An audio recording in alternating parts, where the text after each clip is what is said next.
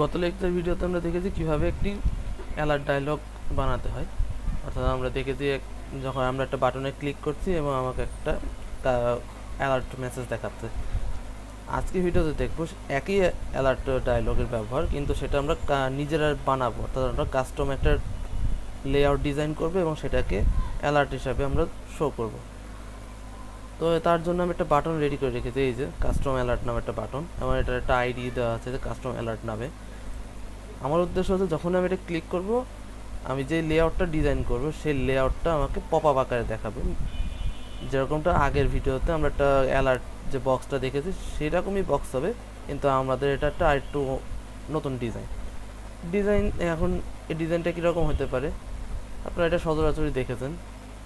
এই যে এই ধরনের মেসেজ আমরা সবসময় দেখতে পাই বিভিন্ন স্টেপ পার করলে। অ্যাপে যখন আমরা কোনো একটা স্টেপ পার করি বা অ্যাপে কোনো একটা সমস্যা হলে, অ্যাপ যদি বা অ্যাপে কোনো একটা এরর দেখায়, তো এই ধরনের একটা পপ আপ আসে, বা বিভিন্ন কারণে পপ আপ আসে। এই যেখানে বিভিন্ন ধরনের উদাহরণ দেখাচ্ছে স্ক্রিনশট।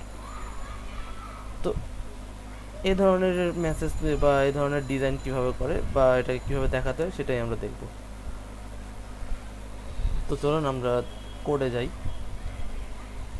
ফার্স্টে আমরা একটা লেআউট ডিজাইন করব। বাটন যেহেতু আমি রেডি করে রেখেছি সময় ইয়ে করার জন্য, এবং এই ভিডিওটা দুটো পার্টে হবে। আজকে আমরা দেখব কীভাবে লেআউটটা আমরা ডিজাইন করব, বা আমরা একটা নতুন লেআউট কীভাবে ডিজাইন করব সেটা আমরা দেখব।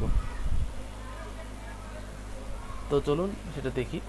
ফার্স্টে আমরা লেআউট ফাইলের উপরে যে লেআউট যে ফোল্ডারটা আছে এটার উপর আমরা রাইট ক্লিক করে আমরা একটা নতুন একটা লেআউট ফাইল ক্রিয়েট করবো। এই যে নিউ লেআউট রিসোর্স ফাইল।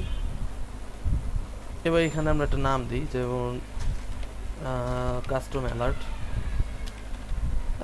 নাম দিই, এবং রুট এলিমেন্ট যেটা আমরা শুরুতে ভিডিও সিরিজের শুরু থেকেই দেখছি যে আমরা লিনিয়ার লেআউট ইউজ করছি, তো আমরা এখানে লিনিয়ার লেআউটটা ইউজ করব, এবং বাদ বাকি যা আছে সব ডিফল্ট রেখে ওকে দিয়ে দেবো। এখন একটা লেআউট রেডি হচ্ছে আমার। এই যে আমার লেআউটটা চলে আসলো। আচ্ছা,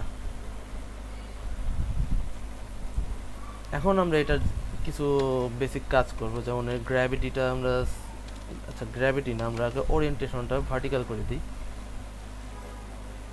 আচ্ছা, ওরিয়েন্টেশন আমার ভার্টিক্যালি করা আছে, আমার গ্র্যাভিটিটা জাস্ট সেন্টার করে দিলেই হয়ে যাবে আমার। আচ্ছা, গ্র্যাভিটি আমার সেন্টার হয়ে গেল। এবং এর ভিতরে আমরা একটা লিনিয়ার লেআউট নিব। লিনিয়ার লেআউট নিলাম এবং এটার উইডথটা দিই ম্যাচ প্যারেন্ট, এবং হাইট আমরা রাখবো, কারণ আমাদের অ্যালার্ট মেসেজ কতটুকু বড় হবে সেটা আমরা ডিজাইন অনুপাতেই চয়েস করব। এবং এটারও আমরা গ্র্যাভিটি সেন্টার দিয়ে দিই, এবং এটার ওরিয়েন্টেশন এটারও ভার্টিক্যাল। তো এইটুকু এইভাবে রেখে আমরা এভাবে দিয়ে দিই। ওকে, এখন আমরা ডিজাইন করি। ফার্স্টে আমরা এই ডিজাইনটাই ফলো করি, যেমন একটা টিক চিহ্ন থাকবে, একটা কংগ্রাচুলেশন টেক্সট থাকবে, এবং আমরা এখানে একটা বাটন রাখতে পারি। একটাই বাটনে রাখলাম, এই বাটনটা ক্লিক করলে আমাদের টোস্ট মেসেজ কেন বলছি, এটা হচ্ছে আমাদের অ্যালার্ট বক্স, যেমন অ্যালার্ট বক্সটা ডিসমিস হয়ে যাবে। আচ্ছা, তো আমরা একটা আইকন নিয়ে আসি। আইকনটা আমরা নিব ড্রয়েবল ফোল্ডারের ভিতর থেকে, নিউ ড্রয়েবল ভেক্টর অ্যাসেট, এবং এখান থেকে আমরা নেই চেক লিখে যদি সার্চ দিই তাহলে আমার চেক মার্ক চলে আসতে পারে। আচ্ছা, এই যে আমরা এটা নিতে পারি, এই চেক, এবং এটা কালার আমরা দিই আপাতত এখন সবুজ। হ্যাঁ, এটা দেব। Next, finish. আচ্ছা, এখন আমরা একটা ইমেজ ভিউ নিই আমাদের যে এক্সএমএল ফাইলের। এখানে আমরা একটা ইমেজ ভিউ নিই, ইমেজ ভিউ। এটার উইড আমরা 80 ডিপি, এবং উইড আমরা হাইট উইড দুইটাই 80 ডিপি দিই, এবং এর সোর্সটা আমরা দেখিয়ে দিব, যেমন আমাদের ছবিটা আছে বা আইকনটা আছে ড্রয়েবল ফোল্ডারের ভিতরে, এই যে চেক সার্কেল 24। আচ্ছা, আমরা এটাকে বড়ও করতে পারি একটু। আমরা এটা 100 ডিপি করে দিই, 100 ডিপি, এবং হাইটও 100 ডিপি। হ্যাঁ, এটা চলবে। এখন এটা এই অবস্থায় রেখে আমরা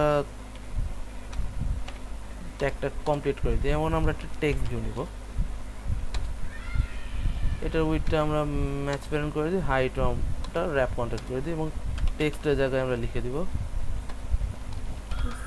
এটা কংগ্রাচুলেশন মেসেজ, কংগ্রাচুলেশন, এই মেসেজটা লিখে দিই। এবং টেক্সটের সাইজটাও বড় করতে হবে।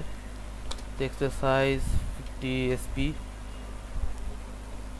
ঠিক আছে। এবং টেক্সটের কালার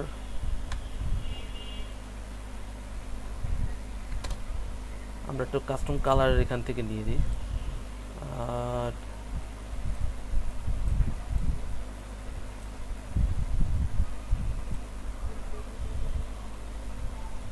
এটা ঠিক আছে মোটামুটি। টেক্সট স্টাইলটা আমরা বোল্ড করে দিই, টেক্সট অ্যালাইনমেন্টটা সেন্টার হবে। ওকে, এবার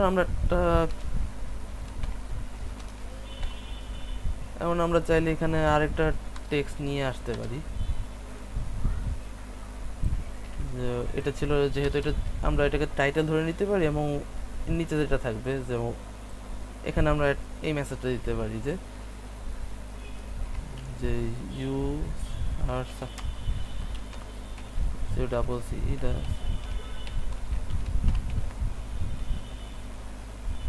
successfully show the alert. আমরা এটাকে এইভাবে লিখে দিই, ইউ ক্যান সাকসেসফুলি। যাই হোক, আমরা একটা মেসেজ দেখানো দিয়েই হলো। এমন এই কালারটা আমরা এটাকে ব্ল্যাক করে দিব, আমরা এটাকে ব্ল্যাক করে দিই। আমরা এটাকে মার্জিন টপ করে দিই, গায়ে লেগে যাচ্ছে একটু। আচ্ছা, এটা মার্জিন দিলাম, এবং অ্যাট লাস্ট আমরা একটা বাটন দিব। বাটন হয়ে যাবে আমাদের ম্যাচ প্যারেন্ট উইড, এবং হাইটটা র্যাপ কন্টেন্ট হবে। এবং আমরা এখানে একটা টেক্সট দিয়ে দিই, যে জাস্ট ব্যাক লিখে দিই আমরা। এবং টেক্সটের সাইজ 30 SP, এবং টেক্সটের স্টাইলটাও আমরা বোল্ড করে দিতে পারি। এবং আমরা ব্যাকগ্রাউন্ড টিন্ট চেঞ্জ করে দিব আমরা, যেমন এখানে যে আমরা নীল কালারটা দেখছি বা বেগুনি কালার, আমরা এটাকে চেঞ্জ করে আমরা সবুজ দিব। আমরা কাস্টম কালার নিব। হ্যাঁ, আমরা এটা দিতে পারি। এবং আমরা এটা একটা আইডি দিয়ে রাখি, এই ভিডিওতে আমরা একটা আইডি সেট করে রাখি, এটা আমরা পরবর্তীতে কাজে লাগাবো। ব্যাক আইডি দিয়ে রাখলাম। ওকে, তো এই ছিল আমার সে লেআউটটা, আমার লেআউট ডিজাইন করা শেষ।